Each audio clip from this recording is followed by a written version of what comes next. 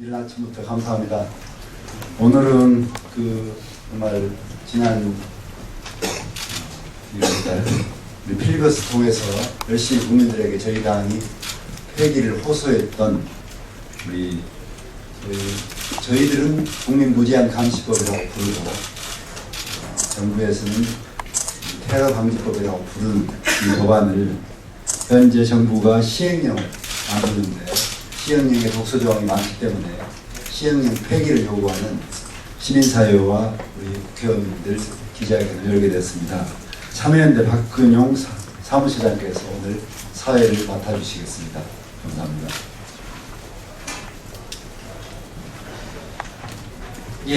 오늘 의원님들과 함께 시민사회단체들 공동 기자회견을 진행하게 되었습니다. 참여연대 사무처장 박근용이라고 합니다. 오신 분들 잠깐 먼저 소개시켜드리겠습니다. 귀한 시간 내주셨고 필리버스터에도 동참하셔서 테러 방지법의 문제점에 대해서 많이 알려주셨던 의원님들 중에 이 자리에 두 분이 오셨습니다. 더불어민주당의 왼쪽에 유승희 의원님 함께 해주셨습니다. 그리고 방금 먼저 말씀해 주셨던 이하경 의원님 함께 해주셨습니다. 그리고 시민사회단체 참석자로 소개해 드리겠습니다. 민주사회를 위한 변호사 모임의 조영선 사무총장님 모셨습니다. 그리고 참여연대 행정감시센터 장유식 소장님도 와주셨습니다. 그리고 오른쪽 끝에 인권운동공간 8회 상임활동가인 김랑희 활동가님 와주셨습니다. 그리고 유성희 의원님 왼쪽에 진보 네트워크센터 상임활동가 장여경 활동가님도 함께 해주셨습니다. 약 한 달 전에, 2달 전에 테러방지법이 국회 본회의에 사실상 근거 없는 직권상정을 통해서 저희는 날치기 처리된 거라고 이렇게 생각됩니다. 이 테러방지법의 많은 문제점에 대해서 많은 의원들과 저희 시민사회단체에서 지적하고 그냥 통과돼서는 안 된다는 걸 말씀드렸음에도 불구하고 유감스럽게도 새누리당의 단독 처리로 통과되었습니다. 그 다음 절차가 시행령을 제정하는 절차가 남았는데 그래도 모법에서 지적된 많은 문제점들을 이 시행령에서 조금이라도 개선시킬 수 있기를 역시나 기대했지만 이것이 한낱 물거품이 되었다는 게 지난달에 발표된 테러방지법 시행령 안에 대한 내용이었습니다. 5월 6일까지 시행령에 대한 입법 예고를 거치고 6월 4일부터 시행령이 발효될 것이라고 보는데요. 저희들이 이 시행령의 문제점에 대해서 참석해 주신 의원님들과 그리고 우리 민변 조영선 사무총장님으로부터 조금씩의 말씀을 더 청해 듣도록 그렇게 하겠습니다. 먼저 유승희 그럼 기자님은 말미에 한번 있는 거라고 죄송합니다. 그럼 유승희 의원님은 기자회견 있는 거로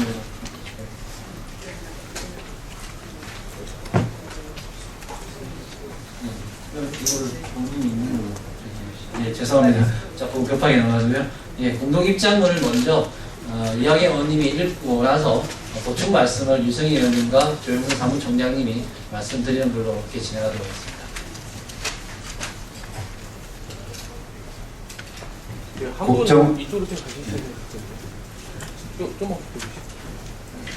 국정원 전행 인권 침해 헌법 위반 테러방지법 시행령의 독소조항은 폐기되어야 합니다. 지난 3월 3일 야당의 필리버스터와 국민들의 비판에도 불구하고 무리하게 직권상정된 테러방지법이 국회 본회의를 통과했습니다. 제정된 테러방지법은 국가정보원의 광범위한 권한을 부여하고 여러 인권침해 조항이 포함되어 있는 만큼 적어도 정부는 시행령을 통해서라도 이를 해소해야 하는 것이 마땅합니다. 그러나 지난 4월 15일 국무조정실과 국가정보원이 입법에 관한 테러방지법 시행령안은 정부에 대한 일말의 기대도 저버리게 만들었습니다. 이번 테러방지법 시행령 입법 예고하는 테러 대응을 명분으로 국정원의 권한은 더욱 확대한 반면 이를 감시하고 통제할 수 있는 장치는 물론 인권 침해를 줄이기 위한 어떠한 규정도 마련되어 있지 않습니다. 게다가 모법인 테러방지법에서 대통령령으로 위임하도록 한 사항에 대해서도 전혀 규정되어 있지 않거나 포괄 위임하는 등 유언적인 요소들을 다수 포함하고 있습니다. 첫째, 테러방지법 제6조 2항은 대테러센터 조직, 정원 및 운영에 관한 사항은 대통령령으로 정한다.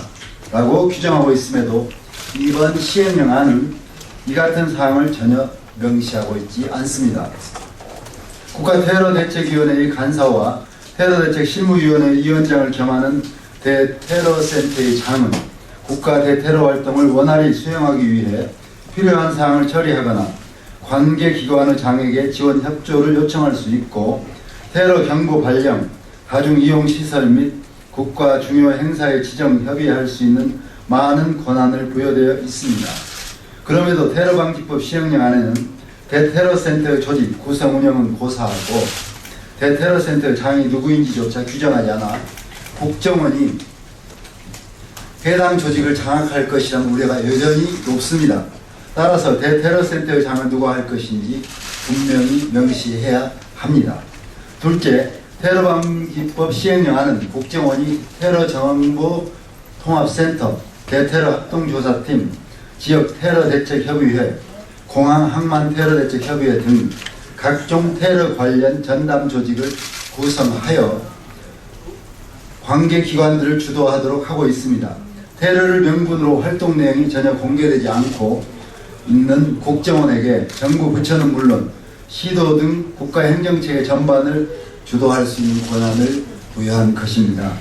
또한 법 제8조에는 단지 전담 조직이라는 문헌 하나만을 정해두고 있을 뿐인데 이를 근거로 시행령안에서 무려 10개의 세부적인 전문 조직을 구성하고 그 직무 범위를 창설한 것은 결국 국정원이 자신의 기구에 수권 규정을 두고 입법을 하는 것으로 헌법상의 포괄 위임 금지 원칙과 권력 분리 원칙에 위배되는 것입니다.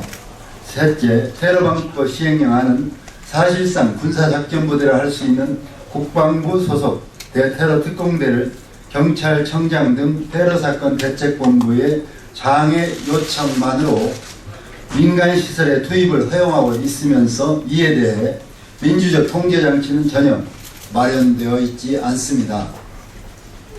계엄 같은 비상 상황에서도 국회에 즉시 통보하고 국회에 철수를 요청할 수 있도록 하고 있는데 테러를 명분으로 아무런 통제장치를 두지 않고 있는 것은 부당합니다. 마지막으로 정부는 테러방지법의 인권침해 가능성을 인권보호관의 활동을 통해 상쇄하고 있다고 주장하고 있으나 인권보호관에게는 대테러센터나 전담기구들의 인권침해 사항을 조사할 실질적인 권한이 없어 그 기능이 유명무실할 가능성이 높습니다. 오히려 테러 위험 인물에 대한 정보 수집, 대테러 조사와 추적, 테러 선동 선전물, 긴급 삭제 요청에 관한 사무 등을 위해 국가기관과 지방자치단체장의 주민번호 등 고유 식별번호를 제공할 수 있도록 규정하고 있어 인권침해 가능성을 더욱 높이고 있습니다. 게다가 테러방지법 시행령 안에는 테러방지법의 대표적인 독소조항으로 지적된 개인의 민감정보와 위치정보 수집에 대해 아무런 규제장치도 마련되어 있지 않습니다. 입법에 예고된 테러방지법 시행령안은 테러방지법 제정 과정에서 제기된 수많은 우려들을 불식시키기는커녕 오히려 법률이 가진 것 이상의 문제점과 위헌적 독소조항을 포함하고 있습니다. 이에 국가 권력의 감시 강화와 그에 따른 국민들의 인권 침해를 막기 위해 테러방지법 시행령안의 독소조항을 폐기할 것을 국무조정실, 국가정보원을 비롯한 정부에 요구합니다. 필리버스터에 참여한 제20대 국회의원 14명, 테러방지법 시행령안 폐기를 촉구하는 6개 시민사회단체 일동 드립니다.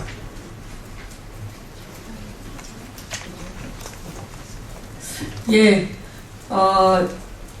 유승희입니다. 송복갑의 유승희입니다.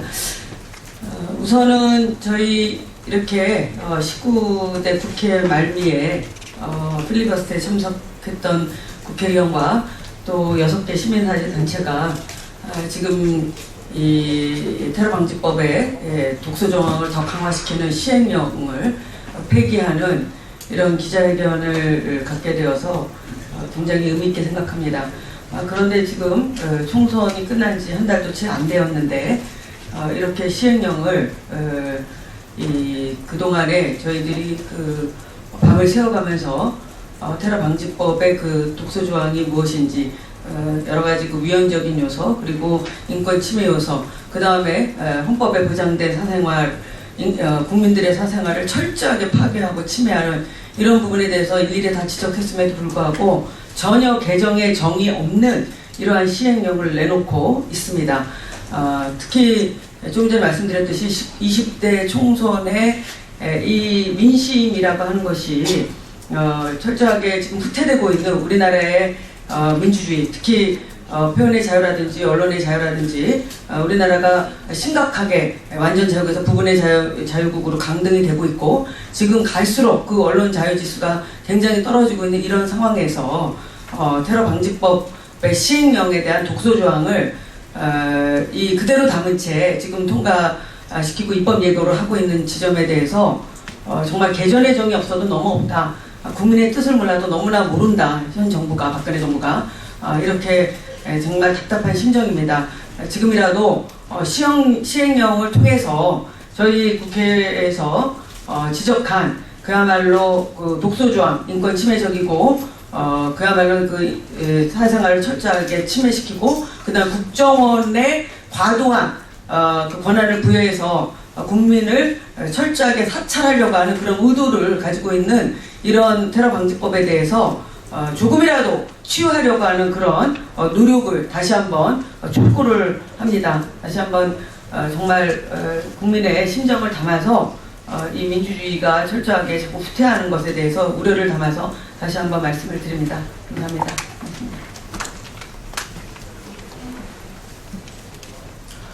민사람 변호사 모임의 그 사무총괄 조용선 변호사입니다.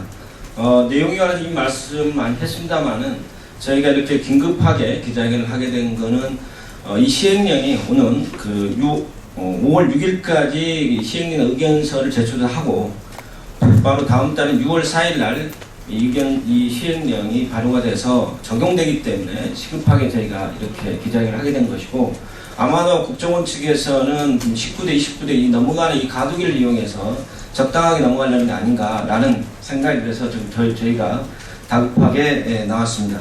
여러 가지 그 시행령의 위헌성과 위법성에 대해서는 아까 우리 기자회견에서 나타났습니다만 그렇다고 해서 저희가 시행령의 모법인 테러방지법 자체를 우리가 합헌이라고 생각하거나 정당하다고 생각은 결코 아닙니다. 이미 테러방지법에서 많은 의견이 나왔습니다만은 테러방 위헌성 또는 위법성 여러 관련된 문제는 몇 가지만 말씀드리자면은 과연 테러가 존재하는가? 여러분들은 아마 그 영화에서 중국 영화나 일부 갱 영화에서 총으로 가지고 싸우는 영화를 봤었겠지만 대한민국에서도 물론 일부 영화가 있습니다. 현실에서 과연 총기를 들고 파출소를 들어간 사람이 몇 명이 있었습니까? 우리 사회에서 과연 테러가 존재하는가? 라고 하는데 근본적 의문이 있는 것입니다. 이거는 말한 1970년, 74년도 이래로 긴급조치라고 하는 게 있었습니다. 당시에도 국가 비상사태, 전치 402에 준하는 비상사태에 준해서 긴급조치를 발동할 수 있었다고 했습니다. 영장을 체포할 수 있다고 했습니다. 그러나 헌법재판소에서는 이미 이거에 대해서는 당초부터 그러한 요건에 해당되지 않는다. 전치 사형은 아닌다고 해서 이혼으로 결정한 바가 있습니다.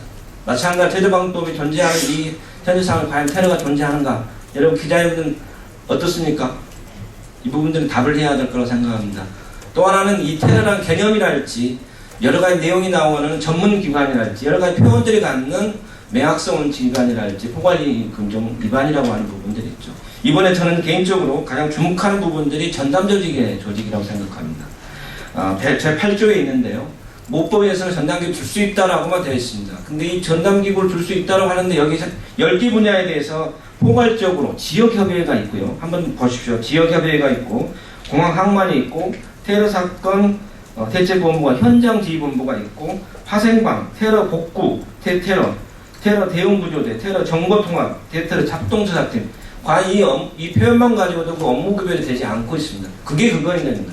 저는 솔직히 이걸 보면서 느꼈던 것은 이거는 국정원이 전국적인 지역 조직을 통해서 정부를 장악하려는 의도이고 또 여러 가지 퇴직하는 국가정보원 관련된 사람들에 대한 일자리 창출을 하려고 하는 그런 게 아닌가라는 생각입니다. 이 광범위한 조직이 과연 필요한 걸 떠나서 여러분이 잘 아시다시피 국가정보원은 조직 인원 그리고 업무 내용 이런 부분들에 대해서 재정이 어떻게 투입되고 어디에 쓰였는지에 대한 것이 통제가 되지 않고 있습니다. 과연 이 많은 조직들이 어디에서 무엇을 할 것인가를 과연 통제할 수 있겠습니까? 아마 여기 기자실에도 와 있을 수 있습니다. 이런 사람들이.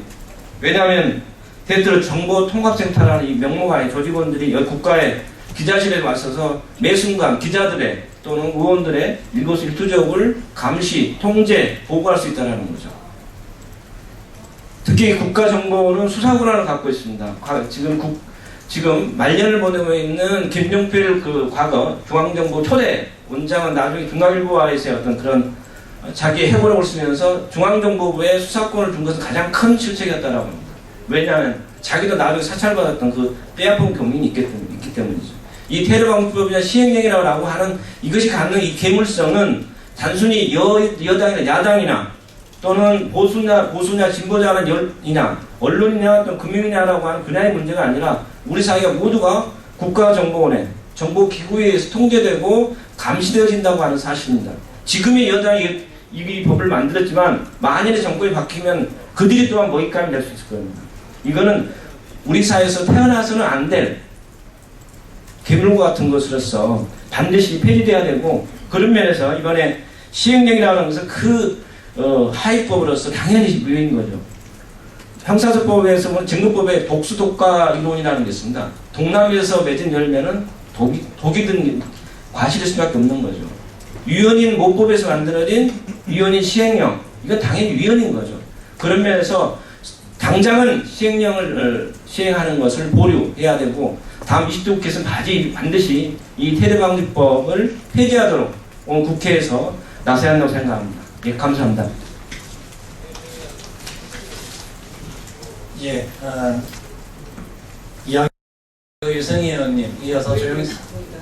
예. 좀 전에 말씀하신 대로 이 모법 자체가 위헌적인 요소를 가지고 있는데 그나마라도 시행령에서 좀 더 치유되길 바랬는데 그런 또 4.13 총선의 결과도 있는 상황에서 이렇게 위헌적인 요소를 더 강화시키는 시행령을 통과시키려는 거에 대해서 절대적으로 이거는 안 되고 시행령 자체를 지금 통과시키려고 하는 시도 자체를 지금 즉각 중단하라. 그리고 테러방지법에 대해서는 20대 반드시 개정하거나 지금 정부안 자체를 폐기하거나 이렇게 20대 국회에서 노력하겠다는 말씀을 아울러서 드립니다. 예, 4월 15일 날, 지난달 15일 날 입법 예고를 했습니다. 입법 예고라고 하는 것은 국민의 뜻을 청취하겠다는 겁니다. 오늘 이 자리에서 말씀드린 것처럼 또 국민의 대표자인 국회의원들 중에 상당수도 지적하는 것처럼 정부가 내놓은 테러방지법 시행령안은 매우 문제가 많고 위헌성이 높은 내용입니다. 이 내용을 6월 4일 날 곧바로 정부가 시행하도록 하는 것을 중단할 것을 요청하고 20대 국회 개원 이후에 다시 국회의원들의 국민의 뜻을 물어서 이 시행령을 제정하더라도 할 것을 다시 한번 간곡히 요청드리겠습니다. 또한 20대 국회에서는 테러방지법 그 자체를 완전히 폐기하거나 또는 대폭 개정할 것을 저희 시민사회단체들은 20대 국회의원 당선자 전원들에게 또 다시 한번 간곡히 요청드립니다. 그러면 이상으로 오늘 기자회견을 이렇게 마치도록 하겠습니다. 고맙습니다.